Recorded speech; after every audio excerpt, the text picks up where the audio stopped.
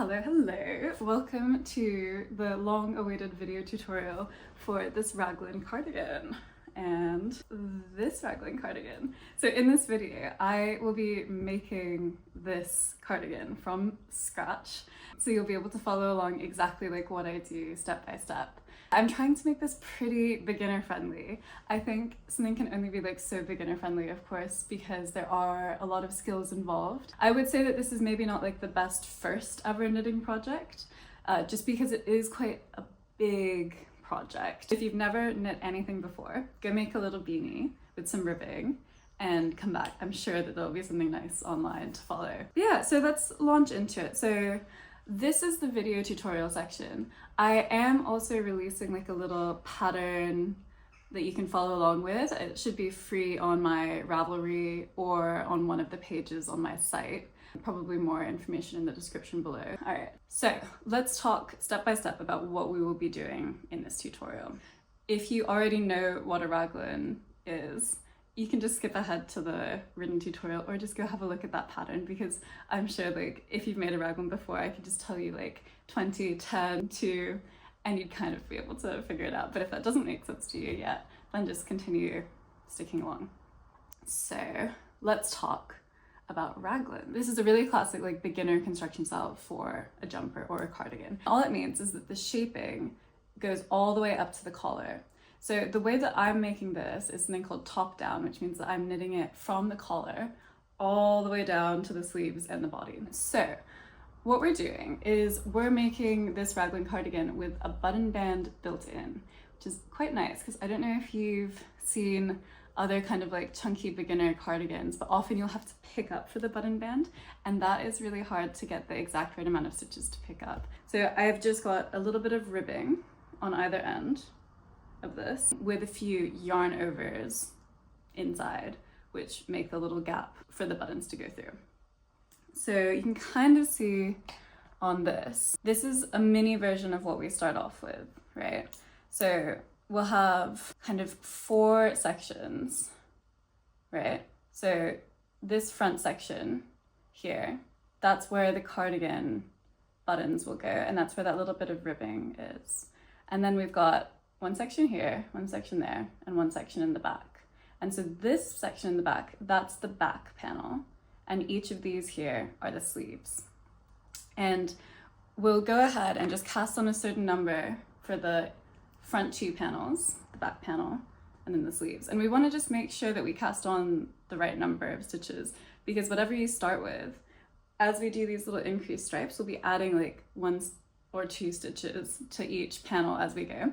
And so if you start off with like 4 cast on stitches here and only 2 cast on stitches there, then your sleeves will just be off by that number of stitches that you were off with at the top. So just be very careful with your cast on to get the right number. And then of course we want the sleeves to be the same size and also the front and the back to be the same size. There's another consideration because we've got this ribbing that overlaps, but it's okay. I've thought about it and I've given you the numbers for each of these to make them match the back. So yeah, we go ahead and cast on, and then we'll put in our 4 little stitch markers. And then every knit side as we go along, we will make 2 increases just at each of those stitch markers. And you can make whatever increase you want. I have recently gotten so into left and right lifted increases, so that's what I'm going to be doing. I'll show you how to do it. I just think that it creates this really nice, like, not gappy at all, super gentle increase. I just think it's perfect. So yeah, we've cast it on. We start making increases at the collar, and then we'll also be doing these little color changes, and we won't be cutting the yarn at all. We'll be carrying the yarn on this side. So as you add new colors, you will have some like long ends sticking out. But the way that I've designed this is so that the button band side, that's where we'll do all of the color changes. So it'll be hidden by the other side, which will be nice and neat edge. So even if you do have a few little wonky bits, which you might, it won't be that obvious because it'll be underneath. So that's what I thought about there. And then at even intervals, we'll be making little yarn over, knit 2 together buttonholes as we go down. So yeah, that's what happens for the yoke basically. And it ends up looking like this. And then once we've reached the right amount of yoke, so once we've got like this big rectangle that if we put it over our head, it'll be kind of like down to a few inches past our armpits, then we'll be splitting for the sleeves. You can think about it like the body is a tube and the two sleeves are tubes, right? So at some point you have to be able to take this little panel off and start knitting it separately.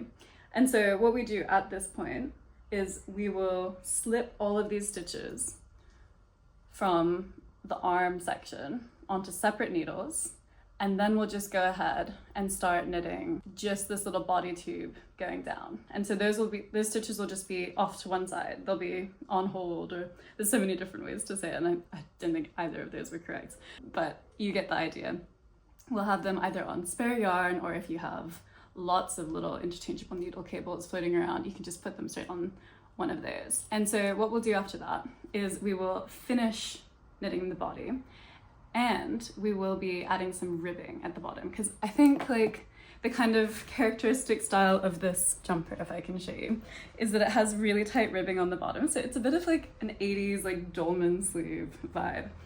So for this, I swapped down to, I think, 3.5 millimeter needles for this 1x1 ribbing at the bottom. If you know that you don't want to have like that tight of a little waist thing, then you can swap down to 5 millimeters.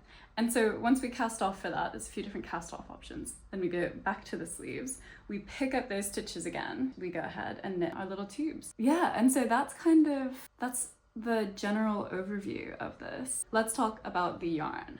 I really always want to make like scrap busting patterns for you. I do not feel like I want anyone to have to go out and buy a bunch of new yarn to like perfectly make whatever piece I've made. And so this piece, I did buy a little bit of new yarn for it. I bought these like blues here, but that was it. Just because I felt like the oranges and the reds, that wasn't like my normal color scheme, and I wanted a bit of contrast in there. But everything else, these were just like random balls of kid silk that my sister had lying around. Go have a look at your stash. And for this, I think, so let's see. So I made this one using Aran weight yarn. This was like my little magnum opus. So I'm a pretty bad yarn shopper. I don't really buy sweater quantities. I like to buy like one ball as I'm traveling around, because I mostly thrift yarn for the big projects. But if I'm in like a fancy yarn store, of course, I have to get a souvenir. So for this, so much of it I bought when I was traveling around Japan last year, like a bunch of these greens. They're just like really, really special things. Also, I hand spun a lot of it. So all of these like purpley bits, that's my hand spun stuff. This like weird greeny purple here, also my hand spun. So like the ugly yarns are my hand spun. But basically I was kind of realizing that I had a lot of this kind of like DK weight, Aran weight fancy yarn, and I put it all together into one big box, and I just figured out how I could use it. Obviously not every yarn is the exact same weight. It really doesn't matter that much when we're striping, because you can kind of counteract it by putting like a slightly thinner yarn with a thicker yarn. In this section, I was using some hand spun that was a little bit thinner, or at least like less consistent. So I put some kid silk in with that to bulk it up a bit. Because you basically overall want to have something that is like a similar weight. And so in this one, this brown stuff was quite a bit thicker. It was like a vintage mohair that was much more like DK-ish versus the kid silk, which I held double, but it was still really quite thin, and some of them were thinner than others. Sorry, this is a really long-winded way of explaining that you don't need to buy any more yarn if you have yarn already, and you can just kind of like figure out a way to meld it together. I think it is quite nice to have a bit of a textured yarn, so like I wouldn't necessarily make this in mercerized like slippery cotton or bamboo, because I think that the shape of it will really like flop down. I think it would be a fun idea to do like some stripes wool, some stripes cotton, like alternate those. But yeah, it really doesn't matter that much. But really try not to go and buy any more yarn. But the key tips for like choosing your yarn is choose some high contrast colors for the stripes. So once you get all of your yarn potential options that you have together, try and bundle it into like darks and lights, or like all the blues and all the yellows or something. Like just get a little element of contrast in it, and you can change what the contrast is as you go along. Like here I had like really light and really dark, but up here I had more just like dark greens, light greens. You can just mess around with it. It's very low impact, of course. So it'd be very exciting if you corral all of your items together, and we can go ahead and get started. Woo. Okay, hello, good morning. I am just going to do a little quick walkthrough of how to access the written pattern because it is quite important. So go ahead and go to my website. So Loopy Studio, and go ahead and just go to the stripe cardi pattern right there, and whoop-pow. So these are just like PNGs, I think. Yeah, they are just PNGs. And so you can either just keep the browser open, like I don't put ads on my site or anything, so it should be a perfectly neutral viewing experience, or you can save them to your phone, or you can also download the full PDF on Ravelry. So it's just like whatever you want, but definitely make sure that you go ahead and get this up. Okay, so let's go ahead and do a little walkthrough of the pattern. So we've got our little cute cover page, obviously. You can go ahead and see some of like the details of the yarns that I've used for this one if you wanted to get some ideas, or if you wanted to buy some special yarn to add in. But as I've said before, I think it's best as a scrap busting project. We got materials, gauge, and then garment measurements. And so let's just talk about the sizing of this piece really quick. So we've got our little chart down here. It's got the like true circumference of each measurement, as you can see on the little diagram, in both inches and centimeters. And so that's like the final garment measurement. So go ahead and just take your measurements of your bust and your waist. And then the one other thing that I have tried to think about with this is, so you can see here, we've got the waist ribbing that really cinches it in. And so on this jumper, I knit this in 5mm needles actually, so a size down. And I did the ribbing in only 3.5mm, so I really like scrunched it in. But let's say you want to have it to be like a little bit bigger fitting at your waist, or you want to try and like match your waist measurement exactly. Maybe you just size down to 4.5, 5mm needles, and then you'll have like a lot more room to work with at the waist. So it's really flexible, it's really whatever you want, but yeah, there should be some positive ease in this. So just have a little think about your measurements, what sort of fit you want at the end. And there are some little sizing considerations at the very end, potential sizing modifications. So you could go and have a little read through with that as well. Let's get into the instructions. So we've got our nice little abbreviations. I tried to make it a little bit more clear for you by doing a different like format for the color A and the color B. So as you can see, we've got like a 2-row stripe repeat here. So we've got color A and then color B. And so if you maybe choose all of your color A's to be the dark color, then it'll just like look a bit, it'll work a bit better for you as you're knitting along, but it's totally up to you. You can see right here, we've got our row 0 in brackets RSA. And so that just means right side, color A. And then the next one down, WSA, wrong side, color A. And so that's just how you can follow along. This little section in pretty much every row where it's like P2, K1, P1, that's just referring to this ribbing here, because it's built-in ribbing for the button band. And so sometimes we'll have a buttonhole. So if you look down here at the end of the castle and yoke section, you can choose like when to put your buttonholes, but I would recommend doing it every 3rd color B stripe. So however you want to keep track of that, go for it.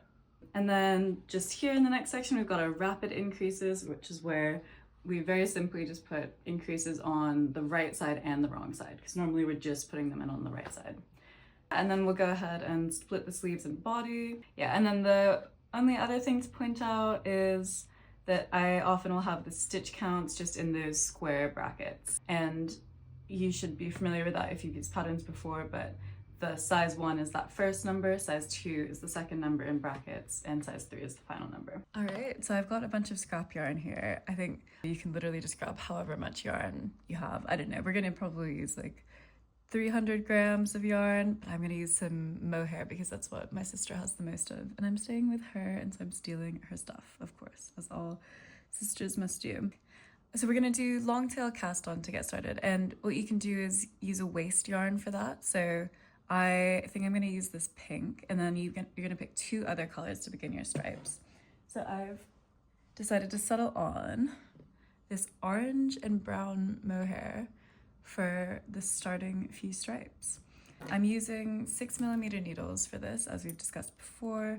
I always like to have my non-dominant hand using a slightly smaller needle just because I find that it really helps with the rowing out. And then also make sure that you have at least 4 stitch markers. So if you're doing the basic sweater, you're going to be casting on 76 stitches right now. And I'll show you on the screen where to put your stitch markers. Just make sure you always, like, because we're obviously going to be changing colors a lot here, just make sure you always leave a really nice long end to weave in. So let's tie a knot between our color and our waste yarn. And then let's go ahead and begin our long tail cast on. So what you do is you put your yarn over your thumb like so, wrapping around the back, and then you pull your thumb to the side and you reach through this little loop that you've made in your thumb and you pull in your other yarn. So let's go ahead and continue doing that until we reach our first stitch marker placement.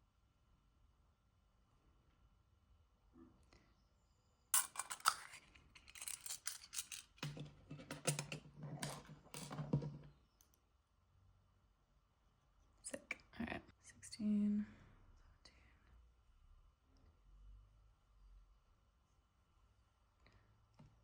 So I won't actually make you watch all of this. All right, and that's the end of my cast on. So you can see that we've got our stitch markers placed just around where the collar is going to be. And so just for your reference, these 2 sections on the end, these 15 stitches, are going to be like the front panels for the cardigan. These will be the sleeves and this will be the back. So that's what we've got.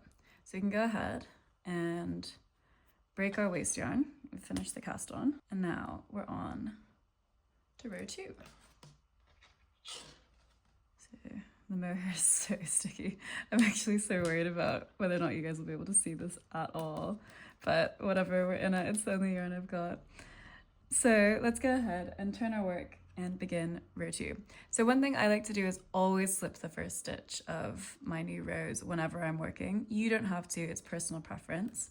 But looking at the row 2 instructions, what we're going to do is purl that first stitch, purl the second stitch, then knit 1, purl 1, knit 1, purl 1, knit 1, and then purl until there are 7 stitches remaining.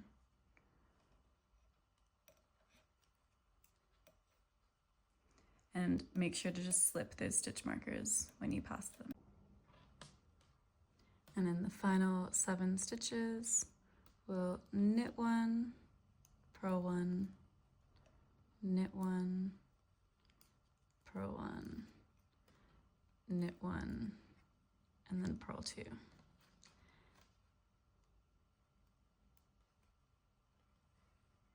Perfect. First 2 rows completed. And so you might remember from the introduction, but the reason that we're doing this little ribbing edging is because we're actually going to be doing the button band as we go.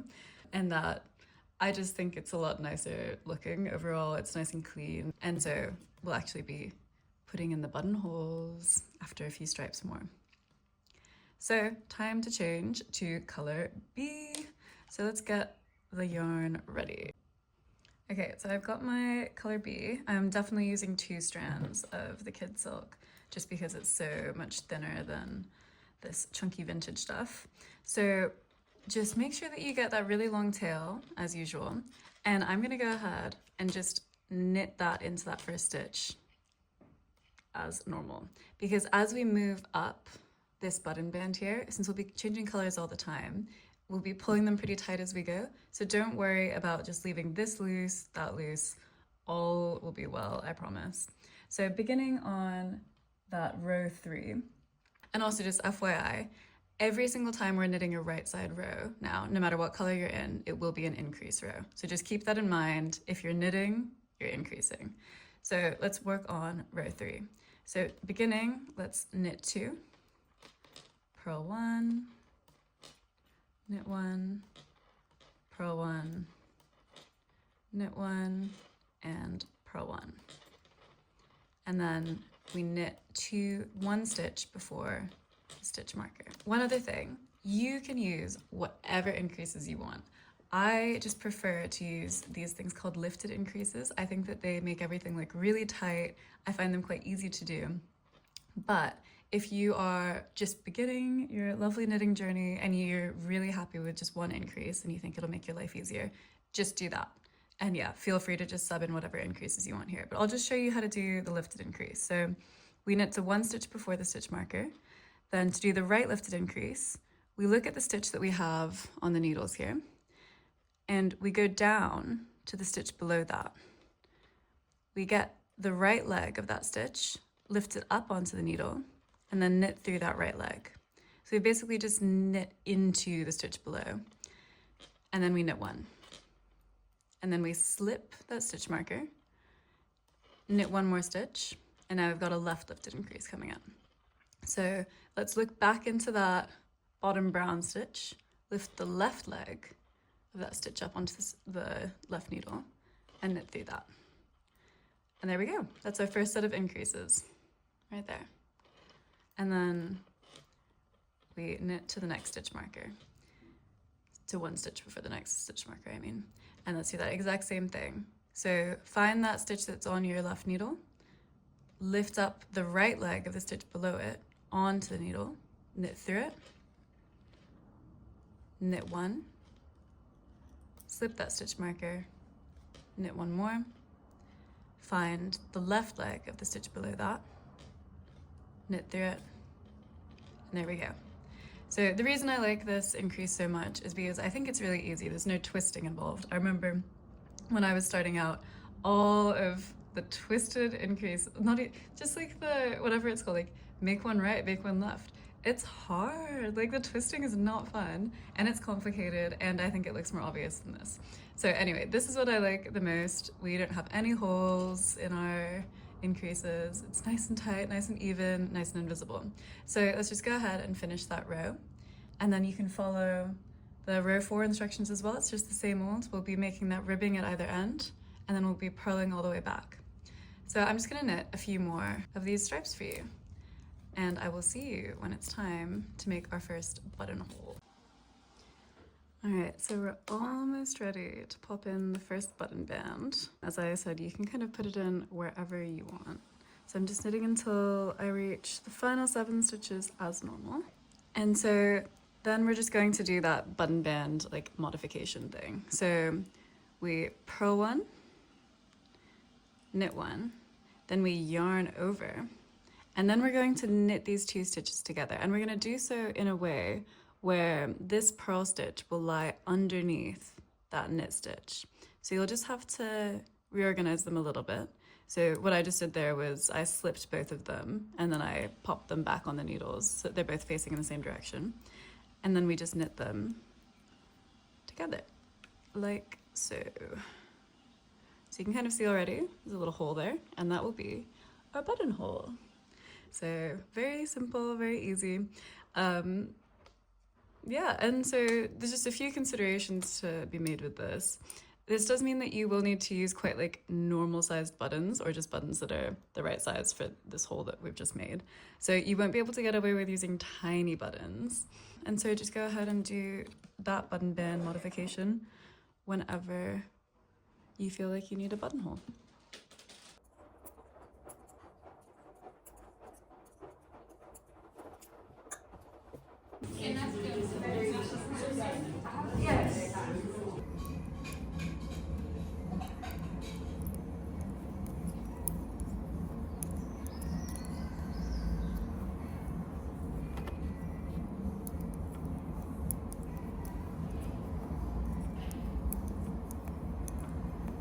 Alright, so I've been knitting for quite some time now, and I'm just comparing to see how far we've made it on the raglan increases.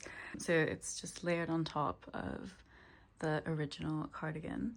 And so I think it might be time to start doing the rapid increases for the next 2 stripes.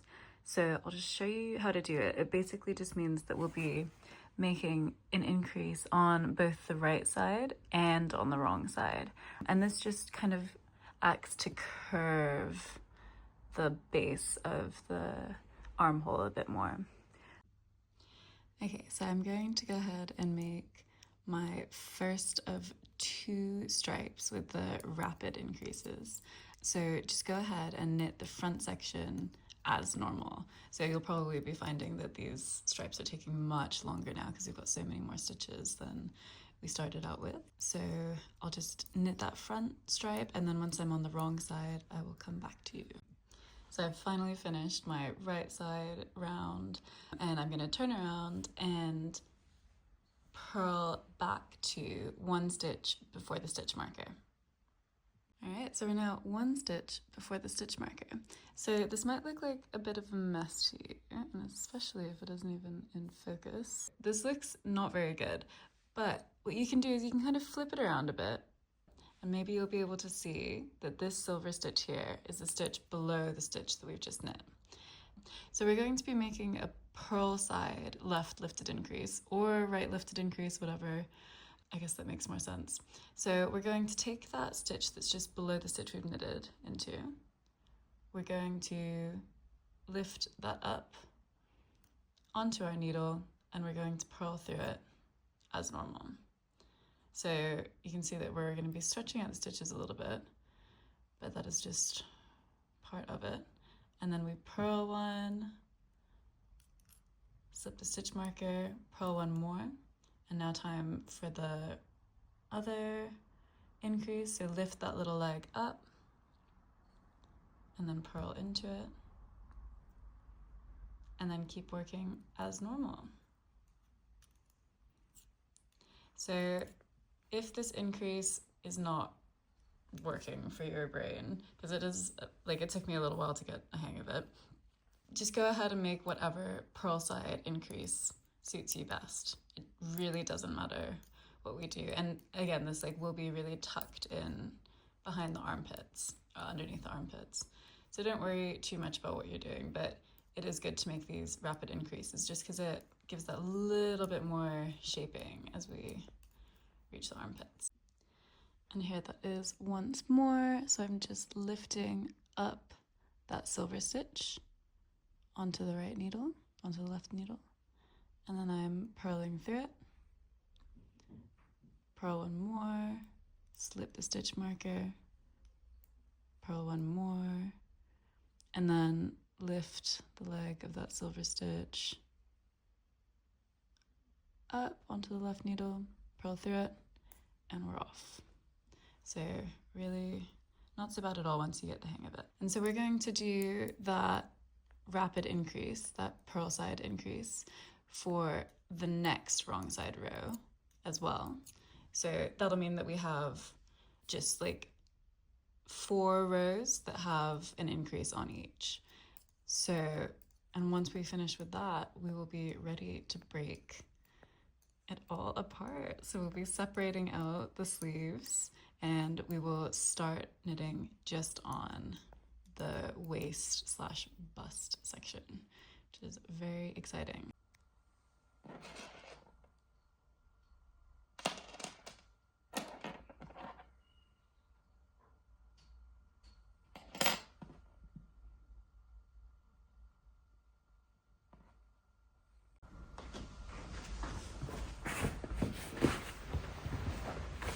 So hello. I actually cannot believe that I am already ready to split for the sleeves, because I only started filming this yesterday, and so it's all maybe this is just a really quick project, which is good for you guys. I hope you are also experiencing similar success. But anyway, so if you've never made a raglan jumper before, this will be a little bit new and a little confusing, but if you have made a raglan jumper, you will find it very easy and all as well. The way that we're going to be splitting this, so the reason you have to split for sleeves is because this section, which we've just been knitting now, we've been knitting all of this in a nice little yoke of the cardigan. But obviously, these tubes for the sleeves are different to this. We've got a little breakage here. So what we have to do is we have to transfer the stitches that are going to make the sleeves onto separate needles or onto waste yarn, whatever you'd prefer. I am going to, sorry, not onto separate needles, onto separate cables. So I am going to use some little teensy cables that I've got lying around. And so what I'm going to do is once we reach those stitch markers that have, I don't know, been showing us where the increases are. So my words are just all over the place this morning, but hopefully you know what I'm talking about. Once we reach this stitch marker on either side, we're going to just slip the stitches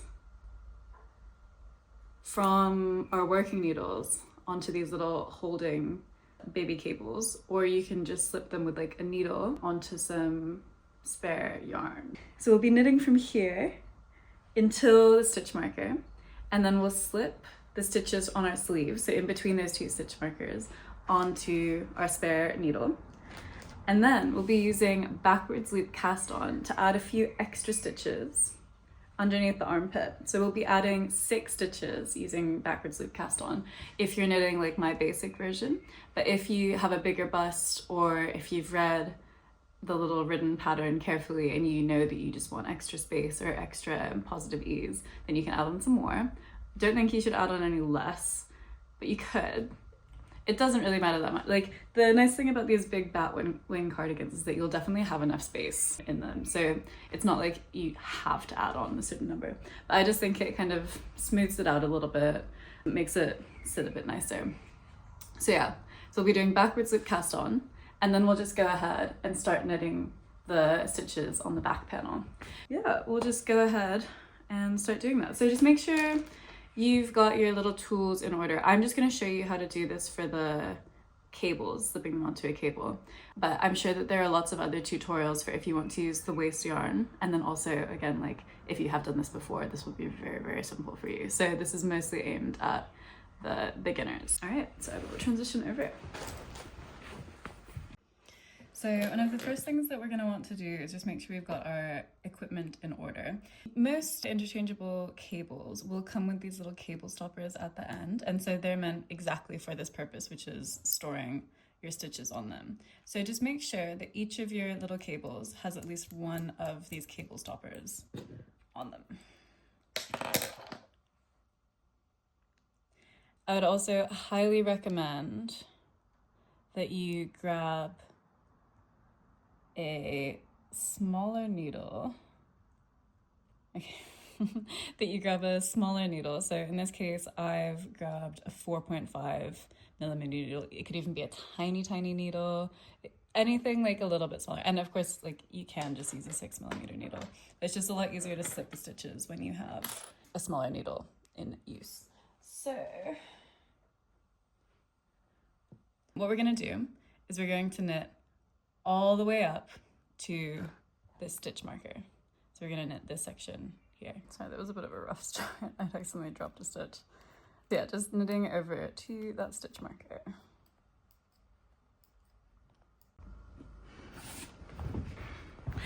Hello. So the vibe is slightly different because we are actually like so far in the future to when you were last watching, to like a second ago. Because when I was filming, I do not even understand how this happened, but like if you have an iPhone, you know how when you're filming a video, there's like that little pause button on the corner? I think that I must have like paused the video just as I was about to separate out the sleeves, and so I like missed 5 minutes of me separating out the sleeves, adding the underarm, like cast on stitches. And I only figured it out when I was like editing that footage. And so I've had to obviously, yeah, so you can like sneak peek, right? But like, obviously I couldn't rip back the whole cardigan because I had already cast off all the ribbing. It's mohair, you can't undo mohair. So you guys are gonna have to use a bit of imagination. And I honestly feel so bad about this because like this is one of the crux points, right? But I think it'll be fine. I tried to like match the vibes of the colors. So I'm going to be separating out the sleeves on this mini version. There's nothing fundamentally that different about this mini version to what we had going here on the yoke. So please just suspend disbelief a little bit. I'll show you the techniques. All will be fine. I'm sorry that this is a bit jarring. You cannot imagine how concerning this was for me, because like if I hadn't have done that, this video would have been in your hands like 6 weeks ago. So I apologize. I hope you'll still be able to follow along with this okay. Sorry for the interlude. Let's go. We are in a new dimension with our mini cardigan instead of our real deal cardigan, but the same all applies. So in that previous video, we just saw that I was knitting to the first stitch marker. So let's go ahead and do that with this new color. I'm sorry, it's not matching perfectly. So I'm doing this in the blue now. Purl, knit. All right, so we are at the first stitch marker. So what we're going to do now is we're going to get rid of that stitch marker, crazy, and we're going to grab other cable with our small needle attached. Just make sure that there's a cable stopper on the end of this. And with our new needle, we're just going to go ahead and slip all of the stitches from this section until the next stitch marker. And just once again, make sure that this makes sense to you. We're slipping the stitches that will be the arm stitches onto this new needle. Okay, so that means that we've only knit to the first stitch marker. So let's just go ahead and do that. And when you slip, just make sure that you grab the whole stitch, like try not to twist it or anything, just pass them directly onto the next needle. All right, cool, not too bad. So pull the needle through a little bit, just get those stitches onto the cable. We can get rid of that next stitch marker as well. And do you see how they're just sitting so nicely there? And obviously you'll have a lot more stitches than this mini one, but the mini one is actually so nice to work with. Maybe I should do more tutorials with just like a mini prototype. I don't know how useful that would be. I'm gonna take off the slipping needle. And I'm going to grab my next cable stopper, and I'm going to just plop that cable stopper right onto the end of that cable. Right, so that's what we've got for this first sleeve. And so if you were to be doing this with waste yarn instead, what I would do is take one of those really big darning needles and thread in some yarn. Just make sure not to use like really fine embroidery thread or something. Try and use like a yarn that's kind of a similar weight to what you've got here. And use that darning needle to slip those stitches so that you basically put that yarn through all of these, and then make sure you've got a nice long tail and just tie a little knot.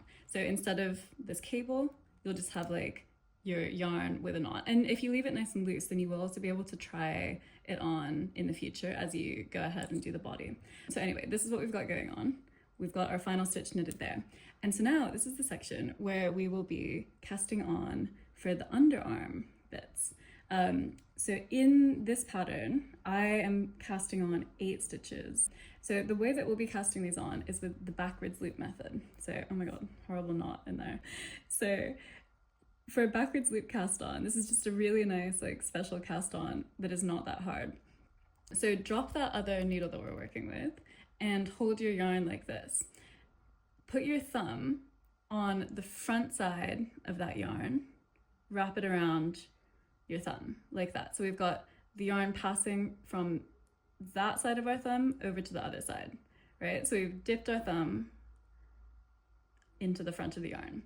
You can see that this creates a little like loop here. What we're going to do is put our needle under that section and let it drop onto our needle, right? So let's try that again. So we put our thumb to the front of the yarn, wrap it over our thumb, use the needle to pick up that side of the yarn. So isn't that nice? So that just does that sort of thing. You get a little tiny like loopy edge. Try not to do it too crazy tight because these aren't like very solid stitches. And we're gonna do 8 of these. I'm so sorry that we have such an ugly knot here. That's actually really quite sad. I don't really know what to do. So hopefully you do not also have a huge factory knot in your yard at this point. I'm trying not to dwell on this too much, but I feel like it's going to throw off the vibe. So we will not be touching anything to do with this arm section. Instead, we fold our work like that. So look at how cute. We've got our little mini arm. We go ahead and knit this next stitch. And off we go. We're back to normal knitting. So we're just knitting on that back panel right now, right? And so we're going to have to do this exact same thing with the other arm section. So let's knit to that next stitch marker.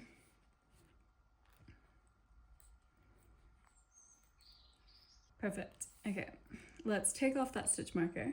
We'll move a little bit faster this time. So put that needle, the little needle, onto your next cable. let's slip all of those stitches between that stitch marker that we just saw and the next stitch marker onto the new cable. Excellent. Let's pull that needle through, get rid of that stitch marker, lay it a bit flat, take off the needle and get ready with your next cable stopper. Okay, there we go. So that's both of the arm sections passed on. Let's just do that exact same thing. Let's do backwards loop cast on. So we dip our thumb to the front of the, put the loop on the needle. Then 3, 4, 5, 6. Too easy. And then let's go ahead and knit our next stitch.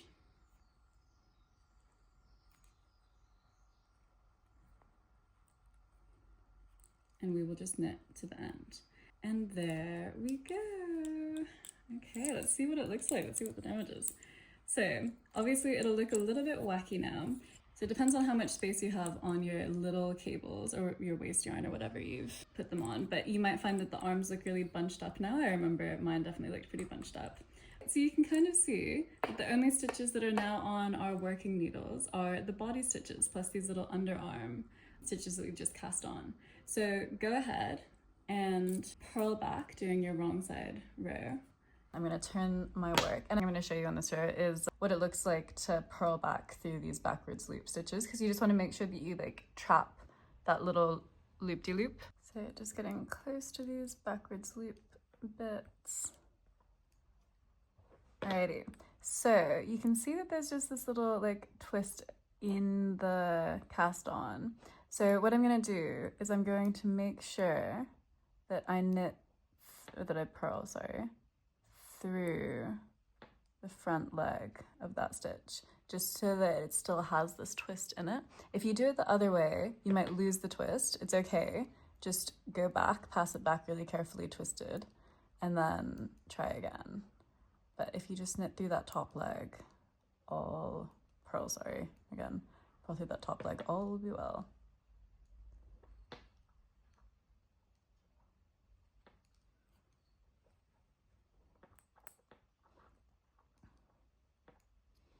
There we go. So there's our little cast on. So cute. This orange is just so nice. And so I'm going to finish this row and then I'm going to do a little try on and I'll show you what we're looking at right now. Alrighty, let's see how we're looking. So I think all of my cables are a little bit too small for it to actually get on. It's so soft. The cable is way too tight. But you can see the vision for the cardigan definitely will fit. And the nice thing about like knitting these kind of positive ease cardigans is that it's all gonna be pretty roomy. Oh my god, I love the mohair, I love the alpaca. And so now, next up, we're just gonna go ahead and knit the entire body section. So that will include some decreases under the armpit, sorry, I can't really move at all. We'll just put a stitch marker like in the middle of each armpit section. You don't have to put a stitch marker if you don't want, because it's like pretty obvious where you are now because we've just done the cast on. And then after you've knit enough, we're going to size down our needles and begin the ribbing, which is really exciting. And just make sure as you go that you're not forgetting to add your buttonholes. So I'm just on the second color A stripe of the body section and it is time to make an armpit decrease. So I kind of forgot to put the stitch marker in when we were casting on, but I think that's fine. I'll just show you where to put it in now. It'll be just halfway between our cast on. So like 3 backwards loops on that side, 3 backwards loops on this side, right? So just right there. So I'll knit up to 2 stitches before there. I'll pop in a stitch marker so you can see exactly. So I'm just in the backwards loop section. My stitch marker is going to go between these 2 stitches. So I'm just going to slip, slip, place the stitch marker, and then I'm going to slip back. Cool. Okay, so now we can pretend that we've put in the stitch marker at the right place at the start. So we've knit to 2 stitches before our stitch marker. we're going to knit 2 together, like so, slip the stitch marker, and then slip, slip, knit, like so. So you can use whatever decreases you like as well, by the way. Just remember that we're making a decrease to the left and to the right of our stitch marker. And we're gonna go ahead and do that every other color A stripe.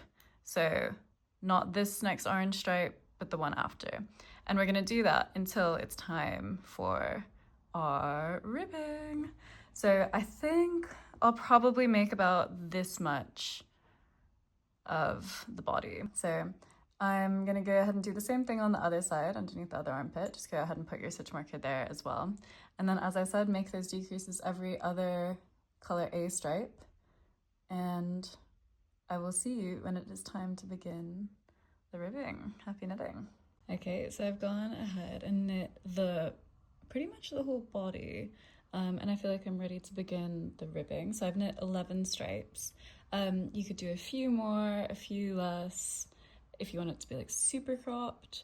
But I just wanted to get 3 decreases in there. But again, this doesn't really matter too much. It's kind of what you think will work best for you. And you can see how long this is on me at the end. So I'm ready to begin the ribbing. So at the moment I've been using 550, 5.5 and 6mm needles. I'm gonna drop all the way down to 3.5mm needles for my ribbing. You could drop down to 3 if you want it to be like super scrunched. You could do 4 if you wanted like something a bit more relaxed, or even like 5. Again, it's just all a bit of a different look. So I really like the way that this cardi fits like tight on the waist. So that's basically why I'm going down so small. And so on the ribbing section, we will be still adding the buttonholes, so don't forget about that. And just doing the same sort of striping as normal. On this very first round of the ribbing, I always like to knit around in the new size, just so that, I don't know, it kind of makes the ribbing look a lot tighter and nicer in the transition from the normal stockinette to the ribbing. So I'm just joining on my new color. And then one other thing is that because we've got an even number of stockinette stitches on this, we need to knit 2 together once we finish the button band ribbing, just so that then once we begin doing the knits and purls on the way back, we will line it up correctly. So once you finish those first 7 stitches, go ahead and knit these 2 next stitches together. And then go ahead and knit all the way around to the button band as before, just a normal row, but just with these new needles and with that one knit 2 together. So going to finish that, and we'll see when it's time to turn onto the wrong side. So just finish that first row and ready to twist it around and begin our ribbing. So go ahead and just make sure you're still doing the same thing as before, where you purl 2, knit 1, purl 1, knit 1, purl 1, knit 1, purl 1, and just keep on doing that all the way back around. And I think you should probably aim to do like a few inches of this ribbing. You can do it short if you know you want something kind of like cropped and loose, but if you want that kind of scrunchy effect from the original cardigan that I made, you do need to do quite a lot. And then the only thing I would say to remind you is just like keep doing those buttonholes at regular intervals. So go ahead and do that. And you can do whatever cast off you want. I am going to do tubular cast off. It's my new favorite, and I think it just like lends this new professionalism to the hand knitting pieces that I've been doing. So enjoy your endless knit 1, purl 1. Good luck.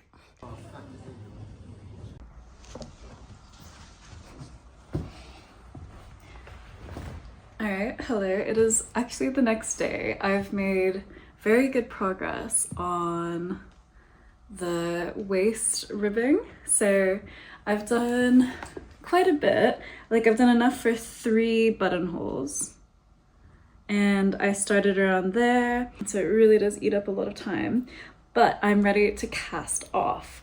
I'm going to be doing a tubular cast off with a new color. So I just picked up this nice Rowan wool just because I thought it kind of would be a good accent color to do all of the cast offs with. Let me just grab my cardigan as well. So yeah, in the original cardigan, I did a tubular cast off in like an accent color, and I did it where you do like 2 rows of the tubular knitting, which is basically just double knitting, if you know what tubular knitting is. And then I did the sewn bind off to join them together. So if you do know how to do tubular and you're comfortable with it, I would really recommend using that and do like a fun different color. So back to the tubular cast off. I am a combination knitter, which basically means that my pearls look like they're facing the wrong way on my needles, which I've probably already mentioned in this video, but it is quite important for the tubular cast off. So like if you were to watch my tubular and you're a normal knitter, it won't look right to you at all. So I just thought it would probably confuse you more.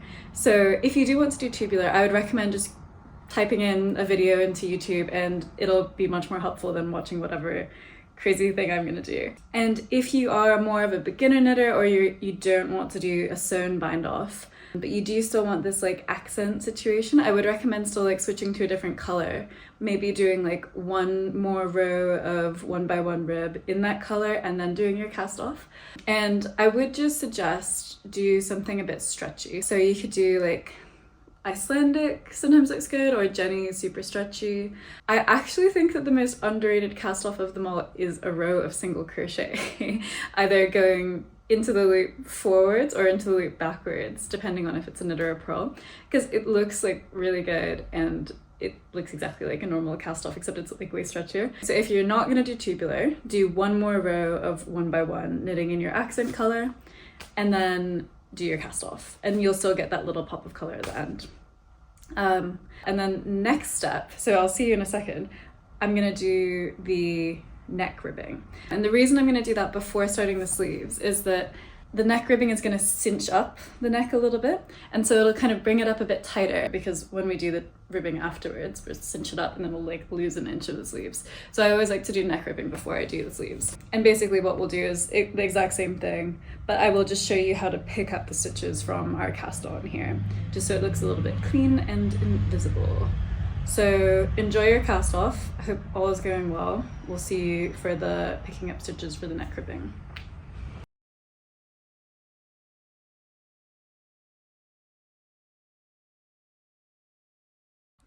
Alright, so I've just gone ahead and finished doing my super secret tubular cast off on the bottom. So that's what it's looking like, super cinched, super cute. And now we're going to move on to the neck ribbing right here. So I'll just show you the close-up. Obviously it'll look a little bit different depending on whether or not you cast on with waste yarn or not. So I cast on with waste yarn using the long tail cast on.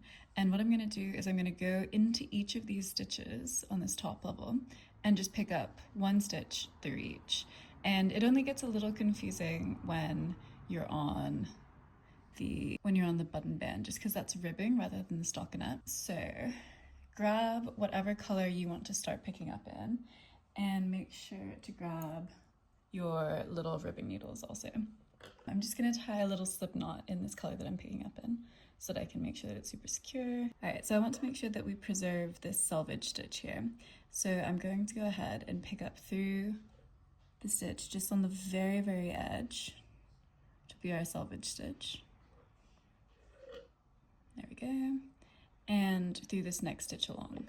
And so one thing you'll notice is that because we've reversed the direction of our knitting, so we were knitting down that way and now we're going to be knitting up, all the stitches will look a bit upside down.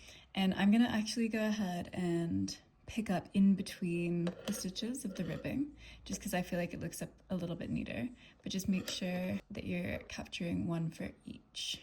So just through those little holes there. You see? So that's how the ribbing section is gone. And so then what we could do is, you can kind of see we've got these little brown upside down loops. So you either could pick up through those, like I've been doing for the ribbing, like that, and it'll look just a little bit gappier overall. I'll show you what that will look like.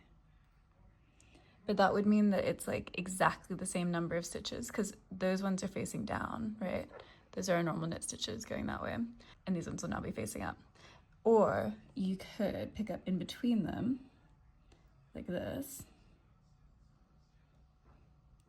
which will preserve more of like continuous look going up. And so it's really totally up to you. I think I'm going to pick up in between them like so, and just make sure that you're picking up one stitch for each of those cast on stitches. And this is what it'll look like when we reach that raglan section. Just keep on going around and I'll just work my way over to the other ribbing side. So I've made it around to the other side of ribbing, the other button band, and just continue doing this as normal. However, because I've been picking up in between the stitches, I'm going to revert back to picking up the actual stitches just while we're on this ribbing section, like so. And then again, just make sure you pick up 2 stitches for that final column to preserve that selvage stitch on the side. And then overall, you're going to want to make sure that you've got an odd number of stitches that you've picked up. You can rectify this by just putting in a really sneaky decrease just after the button band here if you feel like if you have got an even number of stitches. So then for our first little ribbing row, we're gonna turn around, bring our yarn to the front, slip that first stitch, purl another, and so that's basically like purl 2, right? Just how we've been doing this whole time. And then we're doing knit 1, purl 1, all the way back around, and making sure that we purl those 2 final stitches. And then you can just go ahead and continue this for as long as you want. One thing that I do think about the neck ribbing is that the buttonhole should be a little bit closer together than the rest of the piece. It does depend on how you like to wear your cardigans, but I tend to feel like they should be quite close together. So I'm going to put in my buttonhole. Just make sure that you're putting it in the right side, right? So on the side that we just cast on, because it's now all a bit opposite because we're facing another direction. So I'm going to go ahead and put in a buttonhole like every other light colored stripe, I think. So you can do the same, or you can space them out as you've done before. And I'm also going to make my neck ribbing a little bit shorter than the waist ribbing that we've just done. So I think I'll only do maybe 4 stripes, and then I'll go into my cast off. So I'll show you what that's like when I'm done. Alright, so I've just joined on my second color, and I'm going to go ahead and make a buttonhole on this first row of the second darker color. And the only thing is that now we're obviously working like the opposite side, so our colors are being joined on the buttonhole section. So that means that we're going to have to do the buttonhole a little bit of a different way. So I can see that this is that purl column that I've been popping the buttonholes in, which it corresponds to that stitch right there. So I'm going to go ahead and do the knit 2 together first. So I'm just slipping those stitches so they're facing the right way, and then I'm going to knit through both of them and then do my yarn over, and then knit, purl, all the way across. And so just remember to do that on this side whenever you want to make those little buttonhole stitches. Alright, so I just finished the neck ribbing. I'll show you what it looks like. And we're ready for the arms. You could go ahead and weave in your ends if you fancy. I'll show you how to do it later. But if you feel like you want things to be like clean and tidy and ready for your try on, you could go ahead and do that. So it's quite high neck, which is exactly the same as the other one. But yeah, if you wanted, you could do it in 4mm or maybe even 5mm if you want it to be like a little bit more relaxed and open. So now it is time for the arm. So if you've got your stitches on cables, it'll be as easy as just changing the cable stoppers for some needles, the ones we were using for the body before, and then picking up those stitches along the armpits, which is not complicated at all. I'll show you how to do it in a second. But the one thing that is special about this cardigan is that I put decreases on the top side of the sleeves. And this creates this sort of, it's very subtle, but it creates a kind of like bubbling, curving shape, which I just think makes the sleeves sit so nicely. What we'll do is we'll just find where the halfway point is between our raglan increases, and we'll just put a stitch marker down there. And then we'll start doing the decreases straight away. And it's pretty subtle overall. So we can just grab one of our armholes. I'm going to do the right one first. Just go ahead and take the cable stoppers off.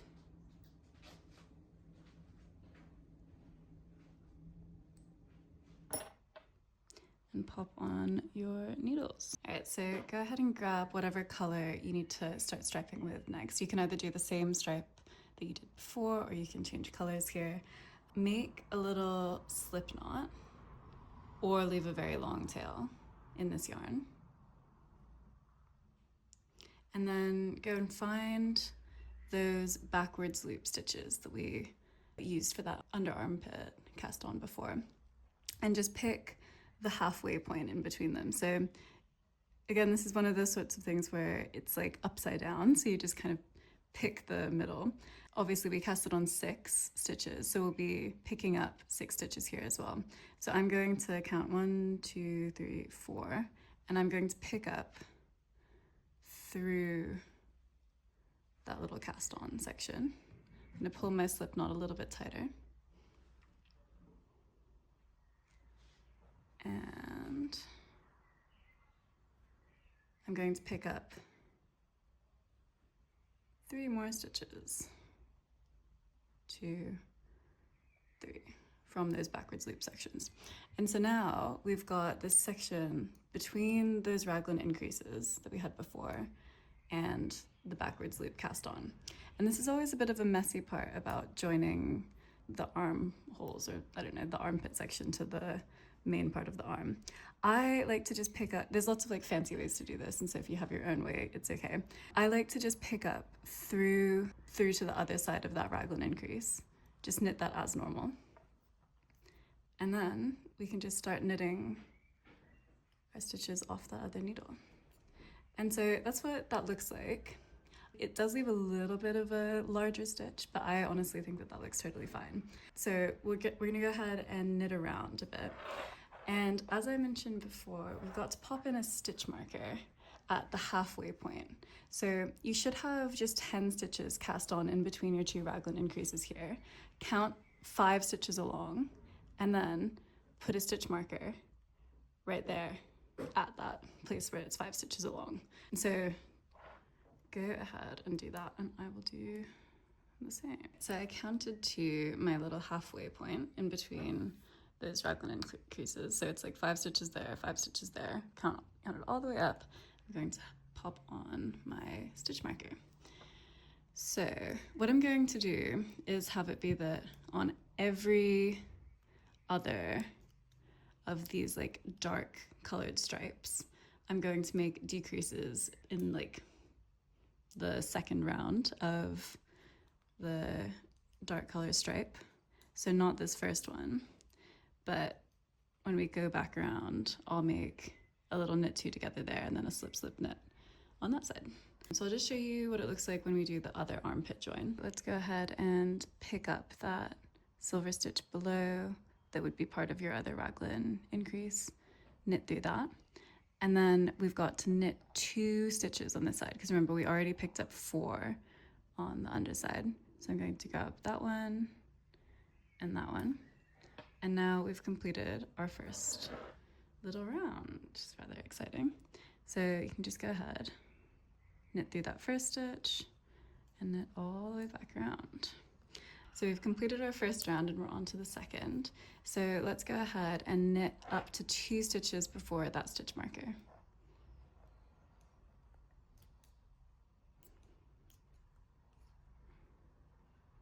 All right, that's 2 stitches before. So let's do our first decrease, which will be a slip, slip, and knit, and then slip the stitch marker, and then do a knit 2 together.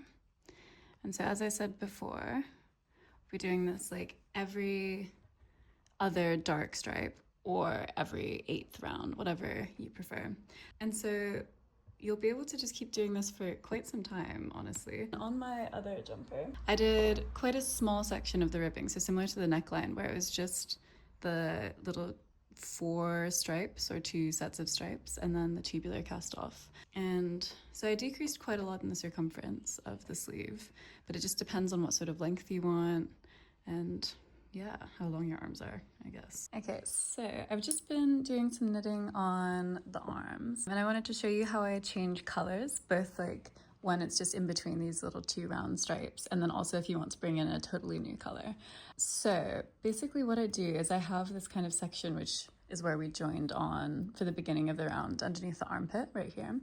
And I just essentially leave like really long tails, and I don't worry too much about doing any of those like jogless stripey things because I feel like it actually looks fine when the stripes are kind of off kilter. So I've just finished up the 2 rounds in this silver, and if I were to move back onto the blue, all I would do is just drop the gray, pick up the silver, and then begin knitting with it, and just like not pulling it crazy tight, but just making it sure that it's not loose in between where it last was. And honestly, I think it works really well. It's totally fine. And yeah, if you prefer to do one of the jogless methods, you totally can, but I think that this is a really easy method to do. But I'm now going to move on from the blue to a different color. So I'll just show you how I join on for that. So what I like to do first is just do a little slip knot thing. I have the tail end of the yarn facing away from me, and I just wrap it around my fingers and pull the loop through. And a slip knot facing that way means that you can pull on this end, the loose end, until it becomes a smaller slip knot or goes all the way through. And so that means that even if you leave a nice long end or you have like a loose slip knot, you can adjust the size of it so you can make it appear to be just like a normal stitch. So what I do is with the new color, I just get that ready with the slip knot. And then on that very first stitch, I will just knit the slip knot through the stitch. Just totally normal, picking it up as if it was normal yarn. And then once it's through that stitch, you can pull on the tail a little bit to tighten it to the needle size to make it seem like a normal stitch. And then you just go ahead and start knitting as normal.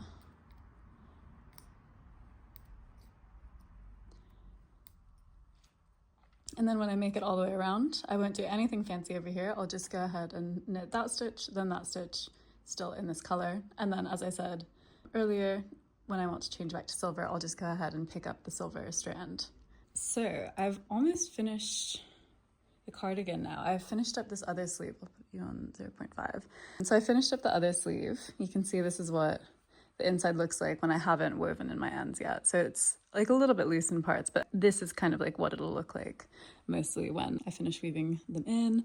And for the ribbing section, you can obviously do whatever you want, but I just knit 2 sets of stripes, so like 8 rounds in my normal stripes, and then I did my little tubular cast off. And so I'm really excited to block it because that'll kind of stretch this all out. So at this stage, you'll probably be able to find that you can try on your cardigan, see what the length is. And don't forget that when you block it, you will be able to kind of adjust the length of the sleeves, of the body a little bit.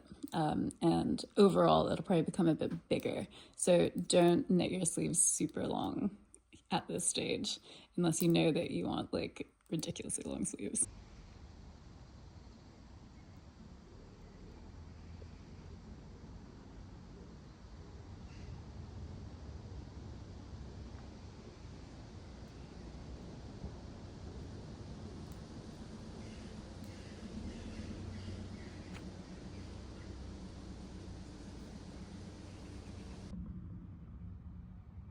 Okay, hello.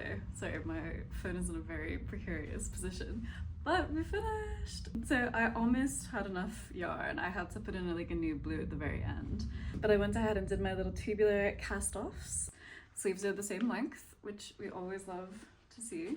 I obviously have so many ends to weave, and if you've done the same sort of really scrappy color situation, then you will too. So what I'm gonna go ahead and do now is, for the sake of time, I'm going to not weave in any of the sleeve ends, but I will weave in these ones here, and I'll show you how to do it really quick. I'll just tell you what the theory is. Just kidding, like do whatever you want. and I'm gonna go get some buttons, and then I'm gonna go ahead and block it tonight while working on the video, and then hopefully we'll be able to like have the final try on tomorrow when it's all dry. But basically, so you'll remember when you were knitting the body that all of the color changes were done on the side that will be like underneath. So we'll sew the buttons onto this section, and our buttonholes are here. So if you're like committed to wearing the cardigan always buttoned up, you don't have to worry that much about like how things look on this side.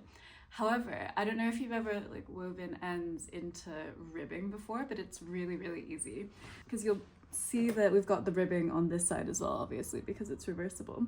What we'll do is we'll take these little ends and a little like weaving ends needle, this little guy, just one of these. I think they're called like bodkins or something, but I don't know. And we'll just go ahead and thread end in. And then you just go like this. You can really easily weave the ends into this ribbing here. And so theoretically you should go like up and then also down on the next one. But it's just really straightforward. So that's why I like doing the ribbing on this side as well, because it makes the ends super easy to weave in. And so if you do that for like, I don't know, 2 inches or so, like that, and don't pull it super tight, then that's all you have to do. And so just go ahead and do that for all of these ends. And obviously it is like a lot of weaving, but it's nice because you don't have to do the whole like following the stitch pattern going back and forth. So yeah, that's what I'm gonna do now. And so maybe we just need one more little close up because I feel like I did not film that very well. So grab your bodkin and thread your nice long end through. And this is why it's super important to just leave like way longer ends than you think, because it makes this process so much easier. And then with the ribbing, you can see that there's like these stripes of like stitches like that going all the way down. There's all of these little rows of stitches. So you basically just pick one of those lines and you pop your needle through it like that. And you basically just have to do it this way, where it's twisting over, and you'll just be able to see exactly which way you're doing it. So you just wrap around like that. And I'm probably gonna do like, I don't know, 8 or 9 stitches this way, and then I'll do a few back the other way. So let's pull that through. Just never pull it tight either. And then let's flip it around, and then we're gonna go up the other way. So super, super easy, right? There we go. And so I personally think that that is enough weaving in for this ribbing. Like, especially when using sticky fibers like this, it just isn't going to come out at all. And even if it does, you could always use a crochet hook to like weave it back through. But I have never once had my ends come undone in like this sort of stuff. And if you're really worried about it, just go even further up, like go way up and then way down. I recommend starting at one side and then just going all the way down, and then go find your button. So exciting. All right, good luck with the weaving. We'll show you where I get the buttons from soon. I think I'm gonna go to like this vintage shop and try and find something really fun, maybe. But I just like, these aren't my normal colors at all. So I feel like I don't know if I need to add more colors or if I just need to like go for something really simple, because I do have some brown in here, so I feel like some really nice like dark brown tortoiseshell like classic buttons would look good. And I don't have any black, so I don't think I should add in black at this stage, but I don't know, we're gonna see what we can find. I'm gonna try and just do secondhand.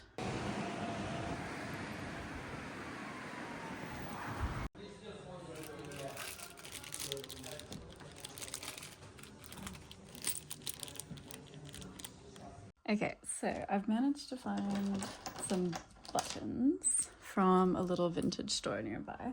So the next thing that we're gonna do is just lay them out, and you can kind of do this however you want. I actually always like to use the yarn that I've been using in the project, so I'm gonna use some of the mohair, and I've just got like a reasonably large needle that will fit through all the holes, and I've got my mohair ready to go. So I'm just gonna lie out the buttons exactly where I want them. At this stage, like if you're worried that you could get confused about where your buttons need to be sewn on, you could add little stitch markers or safety pins or something. I'm just gonna kind of follow the stripe pattern, so you can see like I've got one buttonhole in between the pink and the silver stripe there, so I'll just pop the button in that place. And I'll just go ahead and do that. And so you can get a bit creative if you wish. I'm playing it pretty safe. And just make sure as you're going that the buttons go through the buttonholes. So I've just popped them over here. And then what I'm going to do is I'm going to take the yarn and I'm actually going to cut a long enough length, so probably like almost 2 arm lengths, that I'll be able to sew all the buttons in together on the same string. I feel like this is a safer way of doing it than like cutting the yarn at each buttonhole. But if, I don't know, you do whatever you want to do. This is just something that I do. I have no idea if it's right or if that's just a terrible idea, but it's been okay for me for the last few years of making. So I'll cut off like as much yarn as I possibly can and then sew in all the buttons on the same string. And I think that way it's like, it feels like it's very unlikely that the yarn will actually break. And you could always hold it with a nylon thread or something as well if you wanted that extra stability. So yeah, I'll just go ahead and sew all of these on. And as you're going up the back side, just make sure that, of course, you like pop out in the right place for the buttonhole. As you're working your way up, you can just do it the exact same as you wove those ends in. Just travel up the side of the ribbing. And those are my tips for the buttons.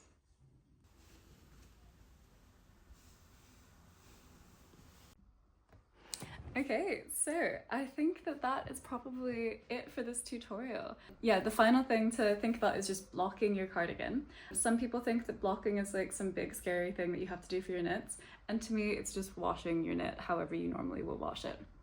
So what I often do, like if I don't want to do a full wool load, I'll just take my knit into the shower with me and I'll use a bit of shampoo on the yarn and just make sure it's kind of like a body safe temperature, like just whatever your normal shower would be. Because remember that most wools or yarns are made of just animal hair, right? So you can treat it like your own hair. It's totally fine. Don't agitate it too much, just use a little bit of shampoo. You can put it in a bowl to the side and just let it soak for a bit and then carefully squeeze it out in a towel. Don't wring it or anything too aggressive. And then just lie it flat on the floor. If you have a blocking mat, all good. I do not have blocking mats, I just use towels. It's totally fine. You don't need anything high tech for this. And please make sure you do block it because washing it will change the shape a little bit. And at some point you're going to have to wash this cardigan, right? So you might as well just get it over with now and have your perfectly finished cardigan forever. I made a little reel about like the before and after of blocking this cardigan so you can kind of see the difference. I think that you will like the difference. So it kind of relaxes all the stitches. It makes it a lot nicer. And yeah, I don't think I really have anything else to say. I hope that you enjoyed this tutorial. It was really fun to make, even with some of the minor tech difficulties that I did have. I really want to make more tutorials like this for you, but it would be really lovely if you can leave a little comment if you did enjoy it, or even if you hated it, like do whatever you want. It will just hurt my feelings, but it's okay. Maybe you can subscribe if you want to see more. This is my first like knitting tutorial here, and I feel like I will only get better at the knitting tutorials for you, but I am really interested in making like a lot more tutorials because I think the way that I knit, I really just like to do whatever I want and just kind of sit down, bash something out, and I think that it would be a lot easier for me to just record exactly what I do when I make my increases, what I'm thinking when I'm making my decisions, rather than like try and convert that to a pattern. So if you do like anything that I've ever made in the past, please consider subscribing and I will be hopefully pumping out these little videos for you.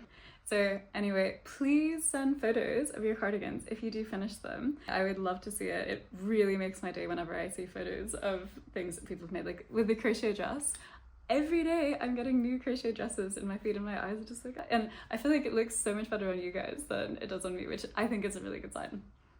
So yeah, so please send them to me. So yeah, thank you so much for watching. I actually feel so happy to have finished these sweet cardigans. Yeah, and I hope that in your cardigans you're able to use some really special yarn up that maybe means a lot to you, because that's how I feel about especially this sweet baby. Like I am never letting go of this. So many people have asked to buy it from me. No way. Like I would maybe do it for like £10,000. That's how much it means to me. So hopefully your cardigan will mean just as much to you. Yeah, so have a beautiful day.